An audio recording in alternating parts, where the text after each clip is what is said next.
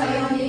өндөр сайхан нуруунд хойд зүгийн чимэг болсон ойр хөвч урнууд миний шарга намны өргөн их ховууд өмнө зүгийн малай болсон элсэн махан далайнууд энэ бол миний төрсөн нутаг Монголын сайхан ороо хэмлэн онон туулын тунхлаг ариун мөрнүүд хотол олны юм болсон хориг булаг ашаанууд өнцөг ус бүрийн үн цэгэр нуурууд хүн малын ундаа болсон тойрон бүр туснууд энэ бол миний төрсөн нутаг Монголын сайхан ороо орон сэлэн хүүхийн